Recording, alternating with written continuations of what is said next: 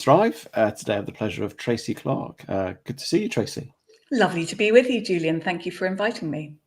No, it's great to have you on the show. And you are a leadership, a business, and multiplier mindset coach. And you work with ambitious founders who want to make everlasting impacts. And today we're going to be exploring self-leadership in the context of play, which should be quite interesting, actually. But before we get into that, Tracy, I'd like to ask you, what do you love about what you do? Oh, Julian, I love so much about what I do. I think I love those moments when I see my clients get real insights and I see their eyes start to sparkle and their energy shift as they feel the power of that realization. And then from there, what I love is seeing the ripple effect that realization has through their leadership, their teams, and on their industries. And I was thinking about it just this morning about what I loved. And I thought of a story, which was last September, I went to Norway. So I have quite a lot of Norwegian clients. I thought, I do a lot on Zoom. I'm going to go out and I'm going to see them. I'm going to meet them in person. And then I'm going to get them all together for a lunch. So one of the gentlemen in particular, we had a 3-hour intense session the evening before the lunch.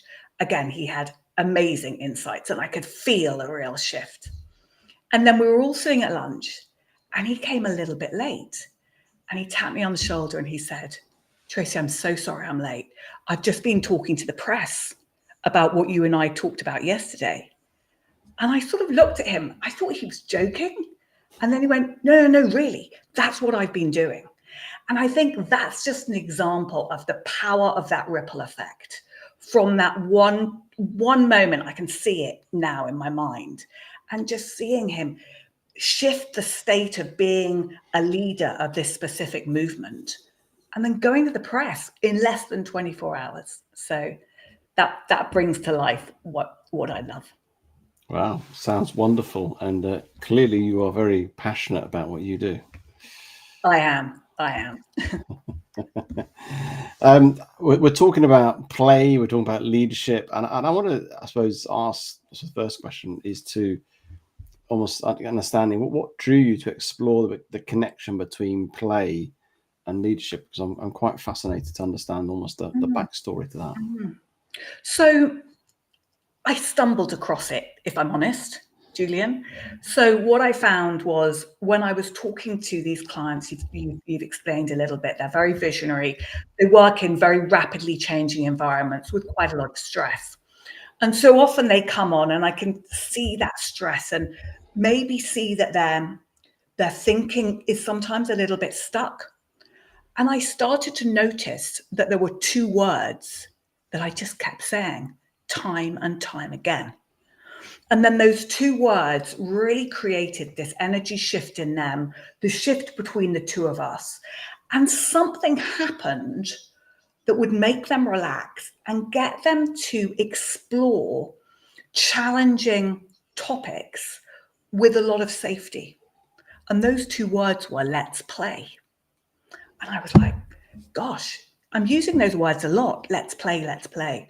So that was really the point of entry. I started to go, what is it about when I'm saying let's play that creates this shift?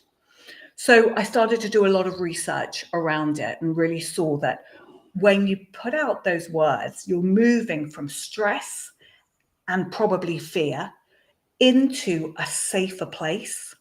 So I found that play and saying let's play really dissolves that state of fear and uncertainty that people are in. And Julian, so what I've realized is people can think of play at different levels. So we often associate play with children and being frivolous and unprofessional, and why would we bring that into the workplace? And that was one of my thoughts at first. I thought, gosh, can I go down this route? How's it going to be experienced? But then what I've seen is the way I talk about play is not that it's a frivolous activity, but it's a really powerful state of mind and state of being that's infused with 3 powerful threads: intense curiosity, radical open-mindedness, and proactive experimentation. And that's what I found I was doing. When I was saying, let's play, I was being curious. I was getting them to be open-minded. I was getting them to experiment. So that's been the sort of the journey that has led me to it. And now I'm actually writing a book called Let's Play, the 2 words that will forever change the way you lead and drive growth. Because I've started to just see one example after another of really this impact. That's a really good backstory to 2 words that now has become you and it's become into your book and everything else. And I think that's really quite amazing, really, to sort of understand that. Do you think when you get using that word "let's play," is that come from the way you've worked yourself, the way you've dealt with things, and you almost perhaps transferred that or that perspective, or you were in a position where you were trying to get some ideas for the client, and in your head, play was a way of doing that, or subconsciously, possibly not consciously at the time. Do you think that's happening there? Do you think it is, and it's something I've had to reflect on. But now what I see is that's exactly what has happened. And we're going to talk a bit about leadership of self. I believe that leadership, people often think about it as leading others, but it's imperative to lead ourselves first. And so I started to be playful myself, I realized, in going, I need to put up that leadership mirror and really find out what are the blind spots I have? How might I be making an impact that I don't realize, or an unintended impact? And I found that being playful and go, Tracy, let's just be curious. So I naturally went there myself through the open mind, through the curiosity. And then, so that's the one thread. Then the second thread of open-mindedness is something I've really lent into on a personal level, because from when we sold, so my brother and I had our own company, we sold it, and I went on this sort of treasure, what I see now as a treasure hunt of exploration into what helps us unlock our own latent potential. We all have it, don't we? And so there I realized I needed to be open-minded, because if we start with a typical, most people say, right, how are you going to create change? Take lots of action, go, go, go. It's all strategy. And that's what I believe is the conventional approach. And this can help me take you into a model that I have, which is of a tree. So I think of the tree, I think of the trunk, which is clearly above ground, as representing the strategy and the actions. Yes, it's important to hold up the canopy, but a trunk alone, when a storm comes along, or God forbid, a hurricane, it's going to fall over. So I started to go, okay, what else am I missing? What am I not seeing? That's when I realized I needed to go underground and into the roots. And so I went into the classic, I'm sure you've done the same, mindset. Oh, I thought that was the Holy Grail. Yes, it's important. But then I was more open-minded and going, sometimes I'm thinking things, but I'm not creating a shift. So what am I missing? And that's when I realized that there was something else. The deeper level of the roots, to me, is all around self-concept, and that story that I tell myself and that I embody, that then impacts my thinking, my feelings, and my actions.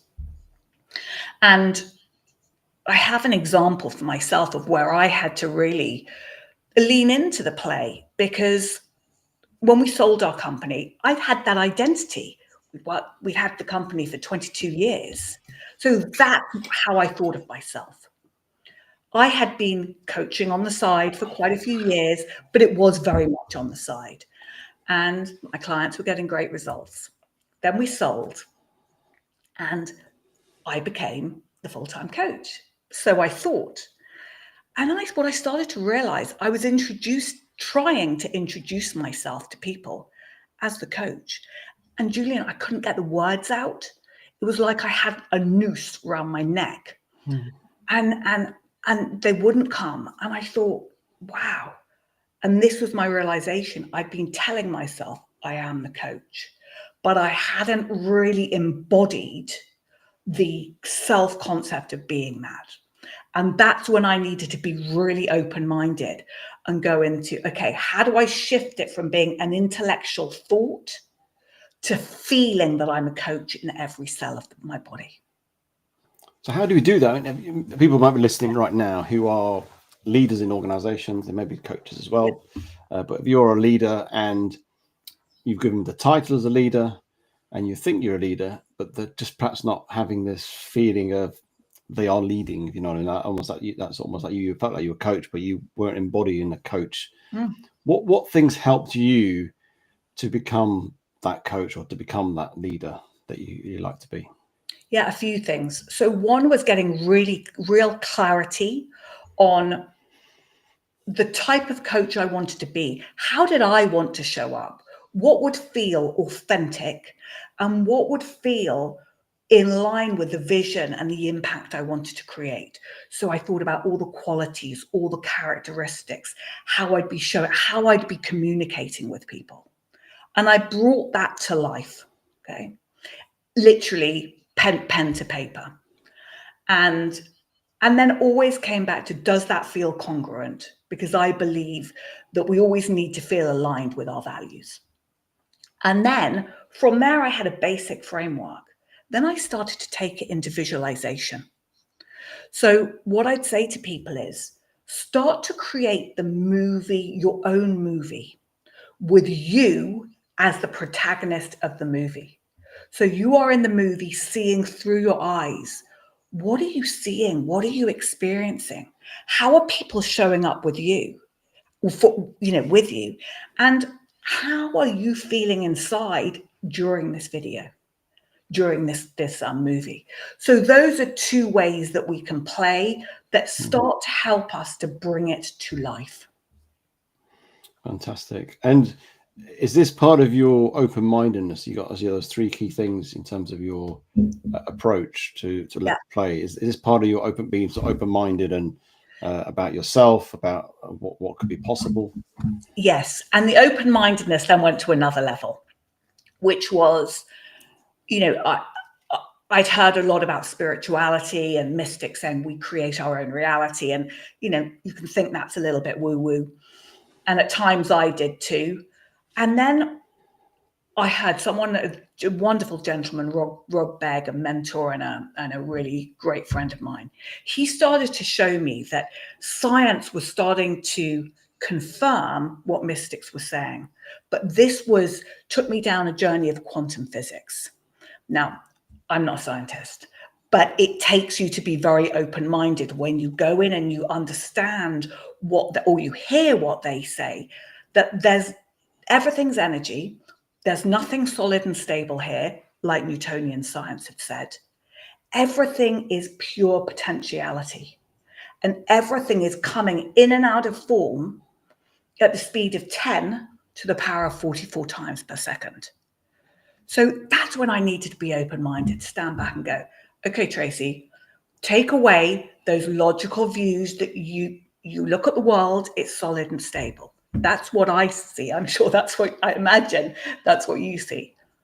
But what if it's coming in and out so fast that I actually don't see the shift? So that's when I started to really lean into play and go, I'm never going to understand it. But what if now I can realize that the form that this energy takes is determined by how I observe it and the state that I'm in when I observe it? Okay. So that's when I started to lean into showing up as a powerful magnetic coach who was going to transform people's lives and help them create this what I call $1 trillion impact. And I started to realize that is that similar to sort of manifesting? Is that? It is. I personally don't like the word manifest, but yes, it's bringing into reality. I think that often manifest this is maybe my bias. I often think people can believe it's just thinking about it and it's going to come. For me, the key is it's this embodied state that then shifts the quality and level of your thinking. So that's why I take it down to that deep level of who am I being? I am being this person, and the I am is what is tapping into awareness. So I'm conscious I'm going quite deep here, but that's where open-mindedness became critical, because there's no way I was going to understand it. And that brought me in my third pillar. Don't understand it, Tracy, just experiment. Look to your experience and see whether it works. And that's what I do with clients now. I say to them, don't believe me, just try it and see. I love it. Just sticking with open-mindedness, I think it's an interesting thought, really, because we know when we're open-minded, we see possibilities. The impossible become possible because we're open-minded. But we can't just tell ourselves to be open-minded. It doesn't just work that way, does it? No. So how do we create? If a leader's listening right now, thinking, how do I get myself into a place where I'm more open-minded? What can I do? Is there any strategies, tools, tactics, ways of thinking, action? I don't know. Is there a way that helps you, or you've helped clients and go, if you do this might make you more open-mindedness in how you approach life? Yes, 100%. I'd start with assumptions. So we're all making assumptions in every single moment. So as the leader, if you're listening, you're making assumptions about yourself, about what you're capable of. You're making assumptions about your team. You're making assumptions about your product or your service, about your market, about the price you can charge. All these, you will be making them. So what I encourage you to do is write down all the assumptions that you currently hold to be true. Explore them, and then come down and say, what if that's not true? What if there is a different thought there? So I have one client in particular that I do this a lot. He and I bonded over assumptions, and he started to practice it so much, and he's basically shifted from having a few companies to now being a serial entrepreneur. And he's gone into one company, he's gone into this new area, well, an established area, but it's new for him. And he was told that it would take 7 years for them to enter and conquer this market. And he came away and went, rubbish. That's an assumption. But what if this could be different? How quickly could we do that? How would we need to approach it to get in there more quickly? They got in there in 4 to 6 months. So look at that, from 7 years that people were saying, that's just a given, to 4 to 6 months. So that's why I encourage you to think about, you are making assumptions that you are holding to be true, but play, be curious. What might be possible? What might I be able to, what might be possible, I suppose, is the question. So it's challenging assumptions, which ultimately is challenging your perspective, your thinking. And I know perhaps he's not sort of flavor of the month as an individual. Elon Musk used to say that think what you'd like. I think it's in 10 years' time, and then he'd say to people, then try to do it in 6 months. And what that did, it shifted you from planning on a 10-year basis to try and do it in 6 months. You still might not achieve it as in 6 months, but you'd be a better man or woman that will get there quicker than the 10-year thinking. And it's just that sort of shifting thing and thinking, okay, I'm trying to do it in 6 months. What do I need to do? Yeah. It might end up being 12 months or 2 years, whatever. It's just challenging that thinking a little bit, isn't it? 100%. And another way you can do it is go, okay, what if I 10x'd my target? Then you start to think, how would I approach that target rather than this one? It gets you thinking from a completely different angle. And so to me, it's around opening up your thinking. So I know you're a fan of resilience. And to me, resilience sometimes can be associated with, or it can lead people into feeling that they have to do anything, weather the storm, get through something. And it can lead to very rigid thinking. Whereas what we're doing here is we're going, we don't need to do this. We need to think about something from a different angle. So when I think of resilience, I think of agility, agile resilience. And that's what we're doing here. We're building that strength through agility and through open-mindedness. Yeah, I'm all with you on that one. I think resilience is about having an agile way of thinking and going about things, definitely, and thinking new solutions and ideas for the challenges and problems that we all face.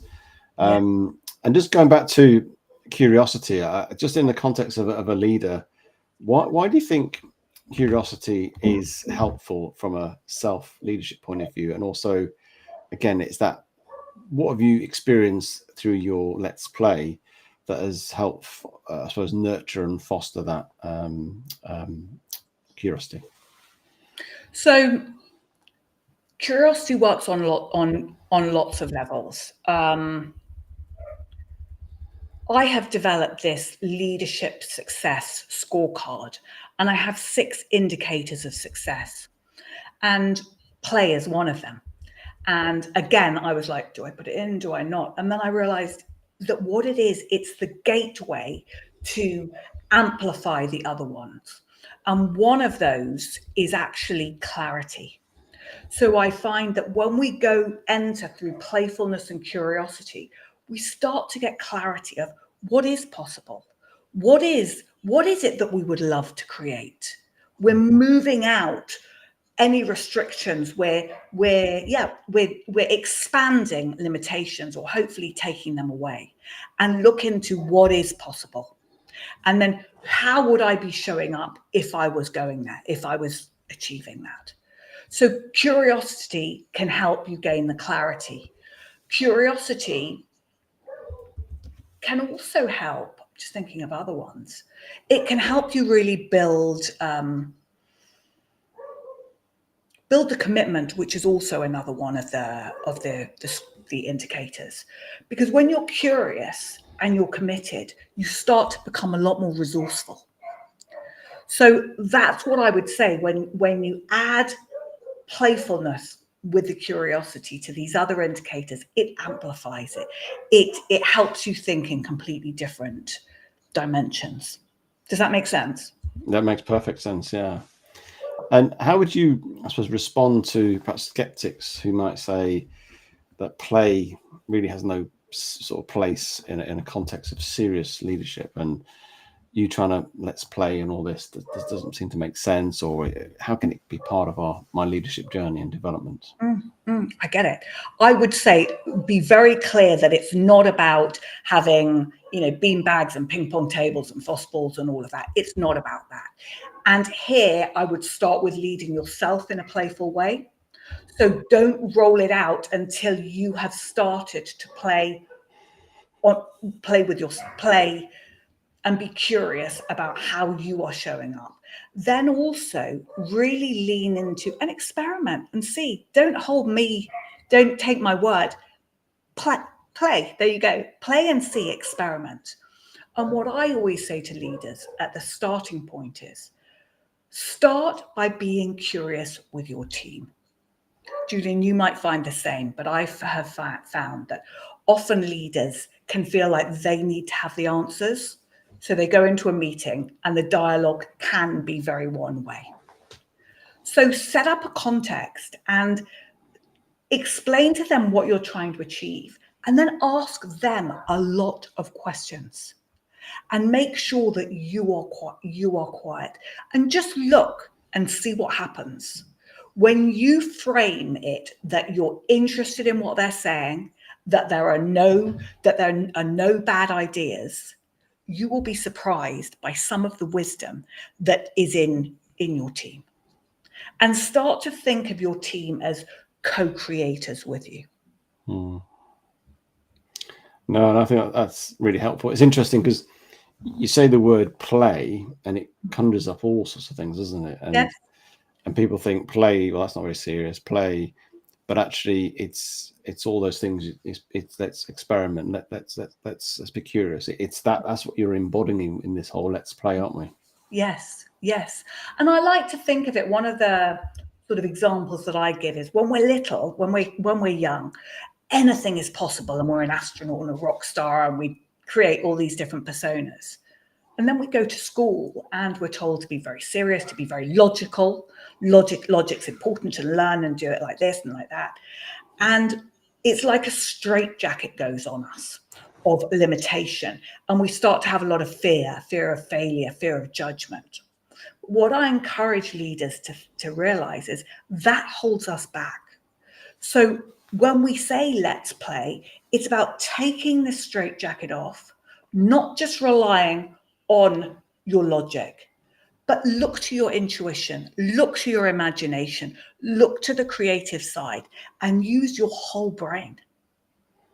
So that is what I encourage people to see, is that the let's play helps you use the whole of your brain rather than relying on one part, which is only going to get you so far.